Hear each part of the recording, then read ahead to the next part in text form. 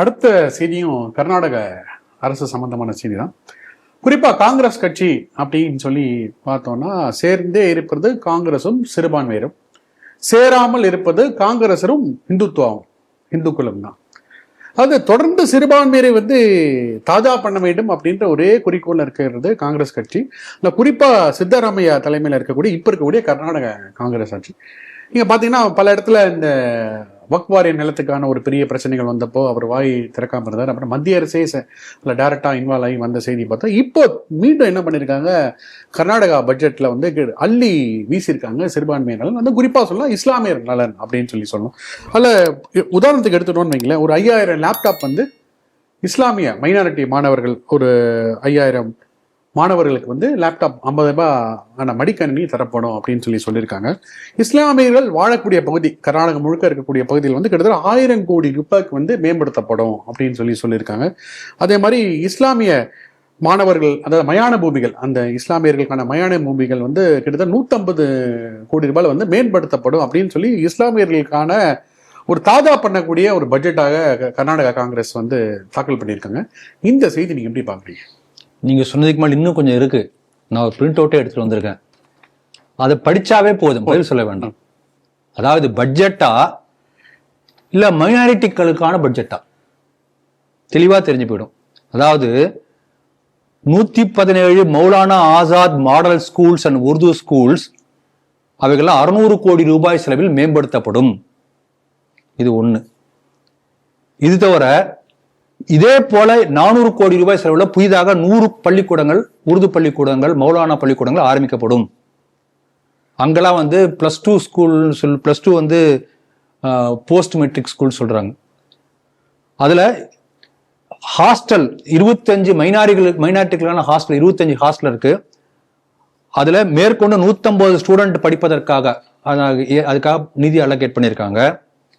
அதே போல மைனாரிட்டி படிப்பதற்கான ஹாஸ்டல்ல 25 50 வரை புதிதாக சேர்க்கைக்காக நிதி ஒதுக்கீடு பண்ணியிருக்காங்க. 10 கோடி ரூபாய் செலவுல 10 சிபிஎஸ்இ ஸ்கூல் மைனாரிட்டிக்காக ஆரம்பிக்க போறாங்க. அதே போல அது ரெசிடென்சியல் ஸ்கூல், தங்கி படிக்கிற மாதிரி.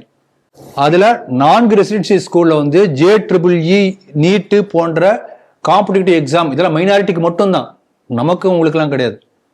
நாமளா தகுதி பெற்றவர்களா இருந்தா கூட நம்ம வீட்டு குழந்தைகள், அவங்களுக்கு கிடையாது, மைனாரிட்டிக்கு தான். அதே போல 100 பெண்கள், மைனாரிட்டி சமூகத்தை சேர்ந்த 100 பெண்கள் தங்குவது போல 2 ஓல்டேஜ் ஹோம் ஃபார் விமன், அதுக்கு நிதி ஒதுக்கீடு பண்ணியிருக்காங்க. இந்த சிறுபான்மை இடத்துல அன்எம்ப்ளாய்டு யூத் இருந்தா கஷ்டப்படுவாங்க இல்லையா, அதுக்காக என்ன பண்ண போறாங்கன்னா மொபைல் கிச்சன் கியோஸ், அதாவது நடமாடும் வாகனம், விற்பனை வாகனம். அது நீங்க என்ன பண்ணலாங்க, 3 லட்சம் ரூபாய் கவர்மெண்ட் கொடுத்துருவோம். சப்போஸ் நீங்க அதிகமான செலவு பண்ணணும்னு வச்சுக்கோங்களேன், அதிகமாக இன்வெஸ்ட் பண்ண வேண்டியிருக்குன்னா, நீங்க இன்வெஸ்ட் பண்ணக்கூடிய இன்வெஸ்ட்மெண்ட்ல அதுல மூலதனத்துல 75% கொடுத்துருவோம். 3 லட்சம் ரூபாய்க்குள்ள முழுக்க அப்படியே கொடுத்துருவோம். அதுக்கு மேலே 70% கவர்மெண்ட் வில் பேர். ஏன்னா மைனாரிட்டி எல்லாம் பாவம் இல்லையா, அந்த அன்எம்ப்ளாய்டு யூத்லாம் கஷ்டப்படக்கூடாது இல்லையா, அதுக்காக அந்த மாதிரி. அதே போல மைனாரிட்டி விமன் கோஆபரேட்டிவ் சொசைட்டி ஆரம்பிக்க போகிறோம். இதுல மைனாரிட்டி விமன் மட்டும்தான் இருக்க முடியும், மற்ற விமன்ல இருக்கக்கூடாது. 5 கோடி ரூபாயில வயதானவர்களுக்காக 10 இடங்கள்ல ஓல்டேஜ் ஹோம், ஒவ்வொரு ஓல்டேஜ் ஹோம் 50 லட்சம் ரூபாய் செலவு பண்ண போறாங்க. அது 10 இடங்கள்ல 5 கோடி ரூபாய். அது கிறிஸ்துவ நிறுவனங்கள் மட்டும் நடத்தும், அப்படி ஒரு அறிவிப்பு. அதே போல minority development and training centre 2 acre நிலம் கொடுத்து அதை ட்ரைனிங் சென்டர் ஆரம்பிக்கிறாங்க. அதை ஆசீர்வனம் பெனடிக்ஷன் மொனாஸ்ட்ரி அவங்க தான் நடத்துவாங்க. கவர்மெண்ட் ஃபண்ட் பண்ணும்.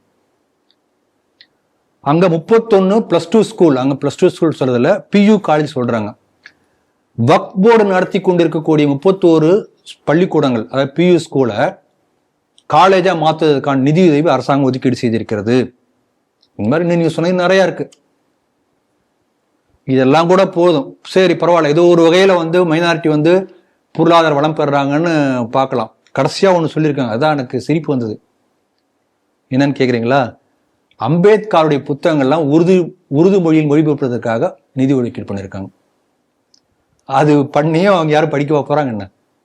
ஆகவே இதெல்லாம் நீங்க என்ன கவனிக்கணும்னா, இந்த கடத்தேங்காயை எடுத்து வழிப்பிள்ளையாருக்கு உடைச்சான்னு சொல்லுவாங்க இல்லையா, கிட்டத்தட்ட 2000 கோடிக்கு மேல வந்து இந்த மாதிரி அறிவிச்சிருக்காங்க திட்டங்கள்.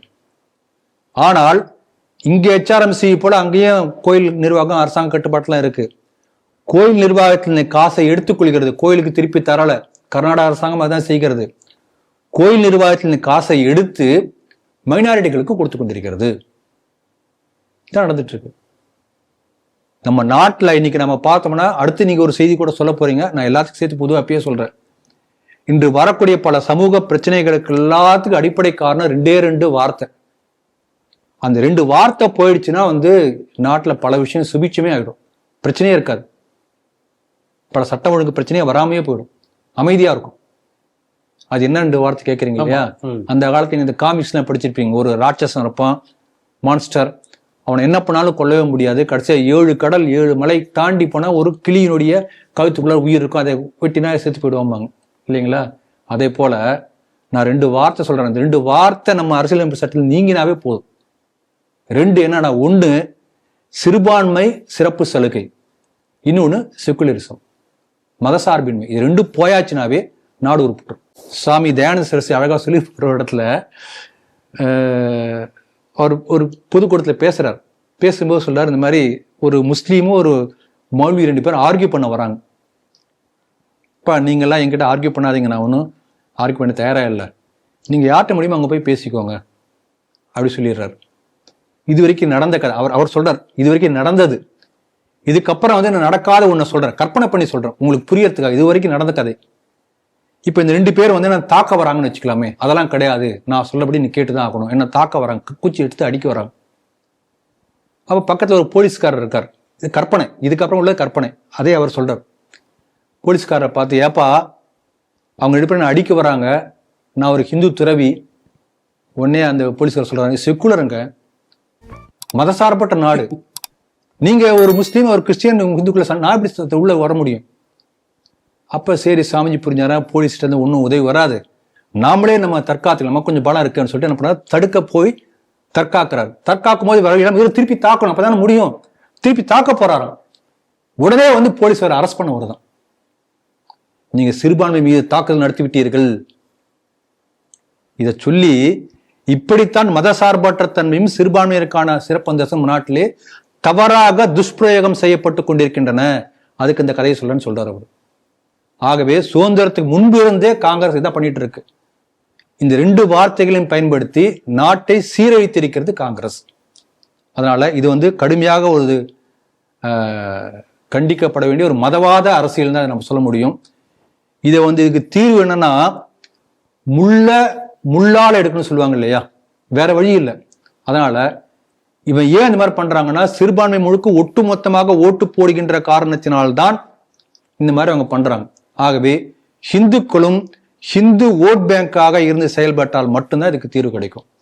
அப்பதான் என்ன பண்ணுவாங்க, ஹிந்துக்களுடைய நலன், ஹிந்து வெல்ஃபேர், அதை பத்தி பேச ஆரம்பிப்பான். ஆகவே ஹிந்து வாக்கு வங்கி உருவாக வேண்டியது காலத்தின் கட்டாயம் என்பதை இந்த செய்தி எனக்கு உணர்த்தியிருப்பதாக நான் நினைக்கிறேன்.